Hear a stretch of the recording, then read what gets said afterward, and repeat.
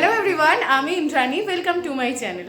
আজকে এসেছি কলকাতাতে, আর দুদিন পরে বড় মাসি মিছরি আবার চলে যাবে। তাই মানে মেন ব্যাপার হচ্ছে কখন কোথায় আছি সেটাই বলা মুশকিল। মানে বাড়িতে এসে এখন আবার মাসির বাড়ি, ছোটো মাসির বাড়ি চলে এসেছি। এখন আবার যাচ্ছি, মানে এখন একটু বেরোচ্ছি। আপাতত চটপট করে বের হই, তারপর তো আজকে ট্রেনে আস্তে আস্তে অনেক কিছু হয়েছে, এসে বলছি। অনেক দিন পর তেঘরিয়ায় লোকনাথ বাবার মন্দিরে এসেছিলাম। মানে ছোটোবেলায় হামেশাই আসা হতো, অনেক বছর পর এলাম। মানে এখানে এলে না কেমন মন প্রাণটা খুব শান্তি হয়ে যায়, খুব মানে অসাধারণ একটা অনুভূতি।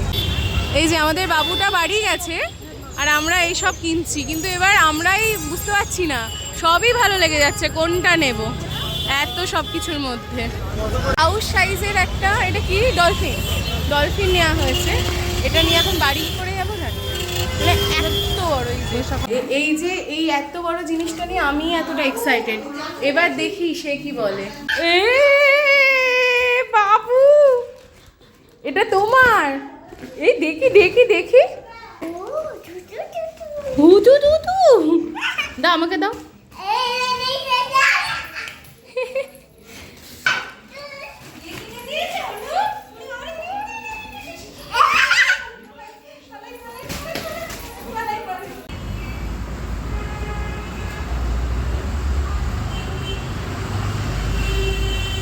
লোকনাথ বাবা মন্দির থেকে ফেরার টাইমে আমি আর দিদি যখন ফিরছিলাম, একটা খুব সুন্দর মন্দির চোখে পড়েছিল।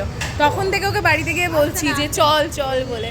তো ফাইনালি এসেছিলাম, আমরা সব ভাই বোন মিলে চলে এসেছিলাম। বল কি সুন্দর মন্দিরটা, আমি বললাম বলে বোনের দৌলতে এত সুন্দর একটা মন্দির দেখতে পেলাম।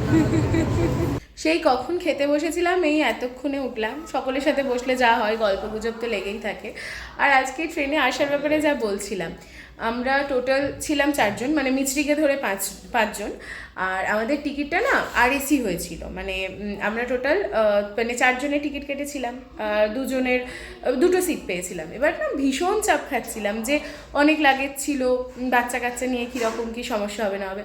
মানে আমাদের পাশে যারা ছিল এত ভালো, আর সবাই কি সুন্দর মিলিয়ে মিশিয়ে বসে গল্প গুজব করতে করতে কি দারুণভাবে পৌঁছে গেলাম। তাই মানে মনে মনে ভাবছিলাম যে না, সত্যি কথা, এত চিন্তা করছিলাম, অথচ দেখলাম চিন্তার কিছু ছিলই না, বরং আরও ভালোভাবে হয়তো এসে পৌঁছালাম। মানে সব মিলিয়ে ভাবলে আজকের দিনটা মানে সত্যিই খুব ভালো।